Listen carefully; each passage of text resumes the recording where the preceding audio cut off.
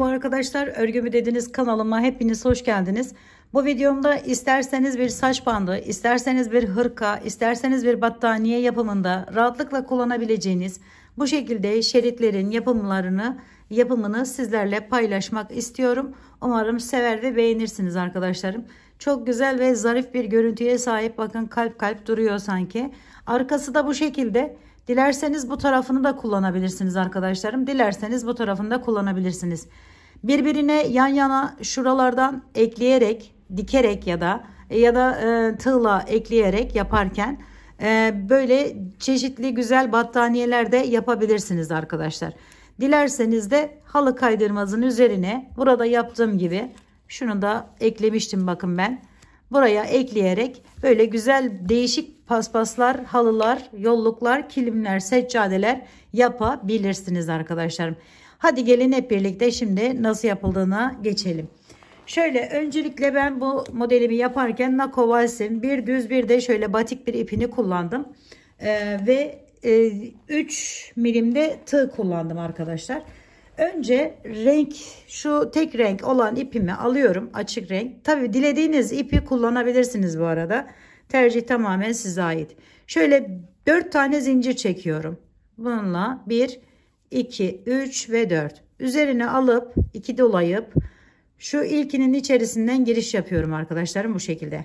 Sonra bunları böyle 2 çekiyorum. Yani üçlü trabzan yapmış oluyorum. 3 tane zincir çekiyorum. 1, 2, 3. Üzerine alıyorum. Bu yuvaya, yani bu tarafa, bu üçlü trabzan yapmış olduğum yere şöyle topluyorum. 8 tane, 8 döngüde yapıyorum arkadaşlar bunu. 1, 2, 3, 4, 5, 6, 7 ve 8. 8 defa bu şekilde topladıktan sonra şu şekilde tutuyorum. Bakın 2 çekiyorum. 1, şöyle 2, 3, 4, 5, 6, 7. Sonundaki 3 tane kalıyor arkadaşlar. Onu da bu şekilde üçünü birlikte alıyorum. 8 oluyor. 1, 2, 3 tane zincir çekiyorum ve bunu şöyle biraz ip bırakıp bırakıyorum. Ve hemen diğer rengimi alıyorum. Diğer rengim ile bakın tam bu tepe noktasından buradan giriş yapıyorum. Bu üçlünün en tepesinden. Sonra bu şekilde içerisinden geçiriyorum. Buraya bir tane zincirle bunu sabitliyorum. Sonra arkadaşlar üzerine alıyorum. Her bir, bakın şuralardan. Buradan giriş yapıyorum. Topluyorum. 1,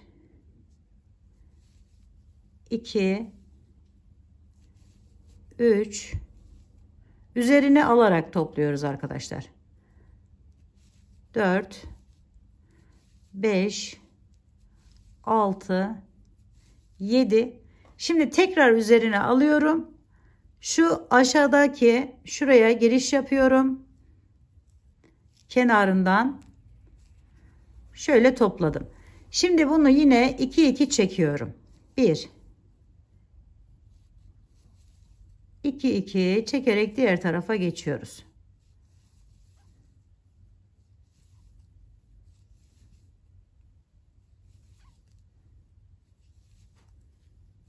Sonunda üçünü birlikte topluyoruz.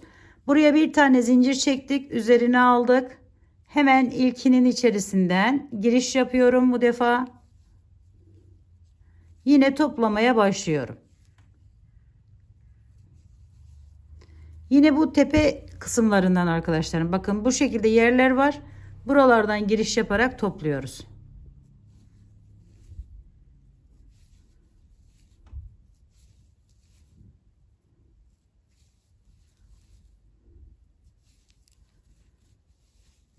Şimdi burada topladığımız yer 9 olduğu için bakın şuradan da giriş yapıyorum. Bu dördünü birlikte çekiyorum. Bu şekilde. 1, 2, 3, 4, 5, 6, 7, 8 ve bakın sona 3 kaldı, 9. Bunu da bu şekilde tamamladım. Şimdi bir tane zincir çektim ve ipimi bu şekilde genişletiyorum. Çeviriyorum bunu. Aldım hemen. Şimdi arkadaşlar 3 tane az önceki sırayı yaparken zincir çekmiştik. Bakın şurası. 3 tane de şimdi burada zincir çektik. Yine üzerine alıp 8 tane buraya dolgu yapıyorum. 1, 2, 3, 4, 5, 6, 7, 8 tane doldurdum. Sonra yine 2 2 çekiyorum bunları.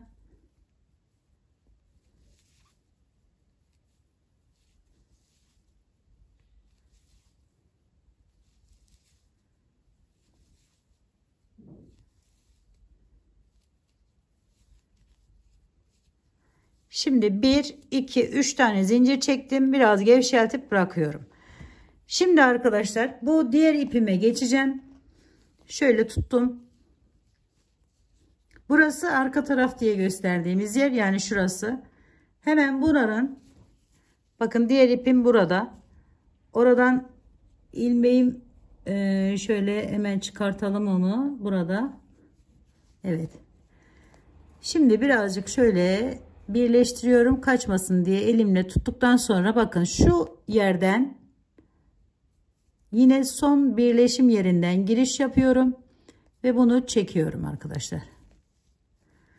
Şimdi yine üzerine alıp az önce yaptığımız gibi her birinden bir tane toplayarak devam ediyoruz.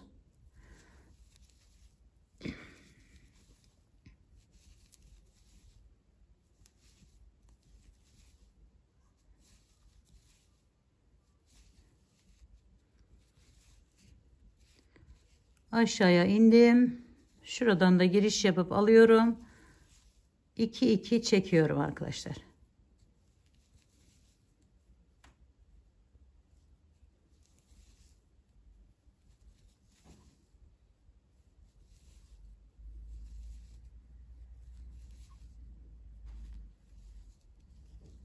Evet, bu şekilde çektik. Sonra bir tane zincir çekerek buraya yükseliyorum. Üzerine alıp ilkinin içerisinden alarak diğerlerinden de aynı şekilde devam ediyorum.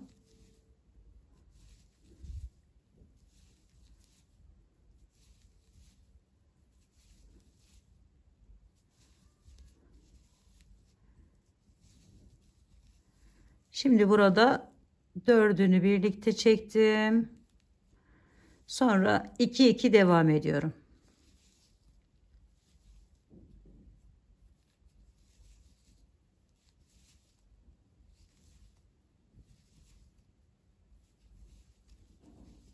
Bir tane zincir çektim ve gevşeltiyorum.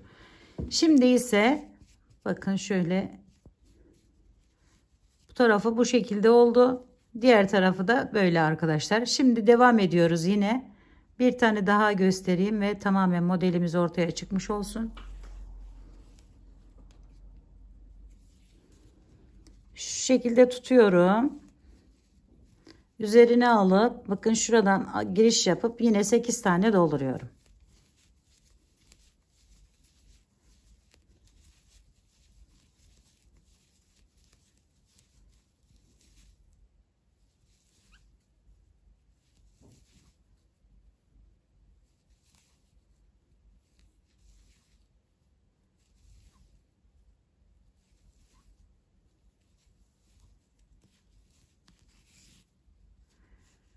Burada ise bakın bu ön tarafımız, yani burada kullandığım yeri burası olduğu için hemen şu şekilde aldım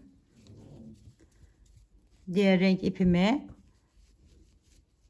Bu defa önden yapacağız arkadaşlar. Az önce arkadan yapmıştık. Şöyle arkasından almıştık. Şimdi şöyle geçirip birazcık sıkılaştırıyorum ve bir tane zincir çekip yine aynı şekilde toplamaya başlıyorum buradaki iplerimi. Şimdi buradaki bir detayı sizlere anlatacağım.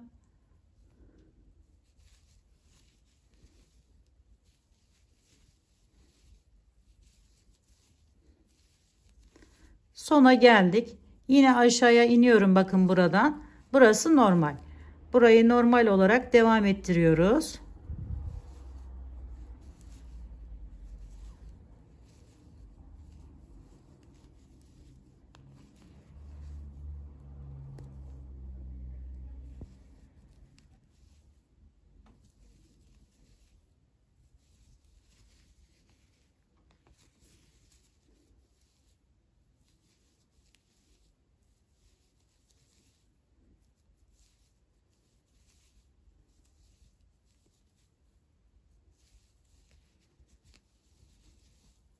Sona geldiğimizde ise arkadaşlarım, bu defa buraya giriş yapmadan üzerine alıyorum.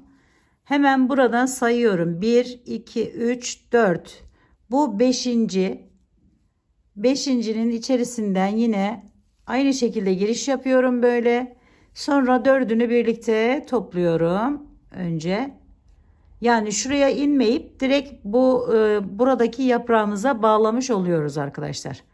Şu şekilde yine devam ediyoruz.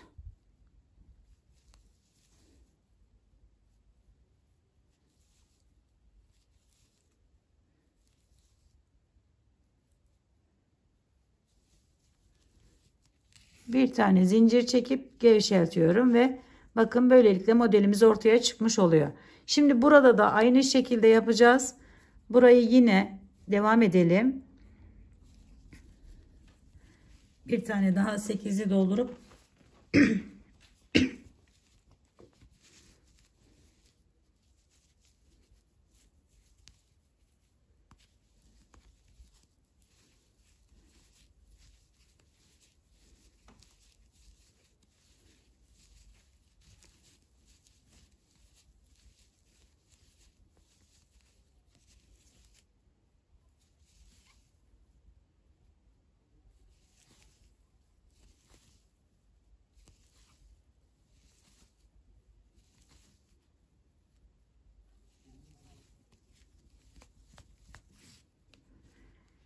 şimdi yine burası arka kısım olduğu için, yani bana göre, siz tabii ki de değiştirebilirsiniz.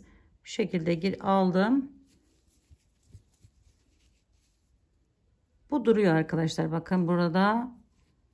Şuradan giriş yapacağım. Bunu buradan çekeceğim. Sonra toplamaya başlayacağım. İlk sırada herhangi bir şey yok. İkinci sırada ise bu defa diğer tarafına bağlayacağız arkadaşlar.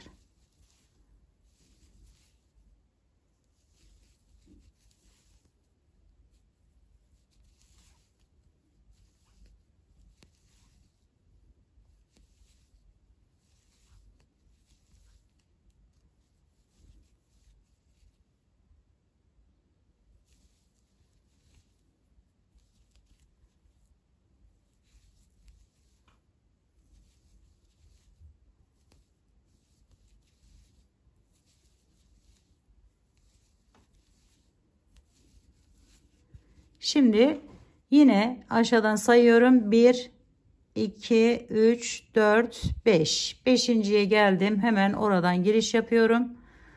Ve buradan öyle 4'ünü birlikte çekiyorum yine. Ve 2, 2 çekerek burayı da tamamlamış oluyoruz arkadaşlar. Evet. Ve modelimiz bakın çıkmış oldu. Şu şekilde.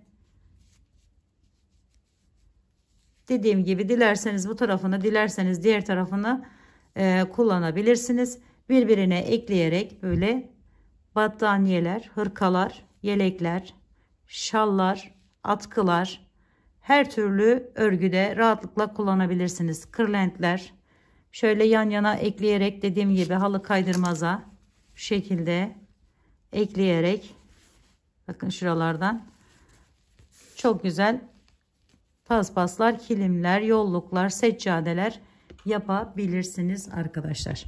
Evet, bu videomda da size bu güzelliğin yapımını anlatmak, paylaşmak istedim. Umarım sevmiş ve beğenmişsinizdir. Yapacak olanlara şimdiden kolaylıklar diliyorum. Bir dahaki videomda görüşmek üzere. Hoşça kalın, sağlıkla kalın, Allah'a emanet olun.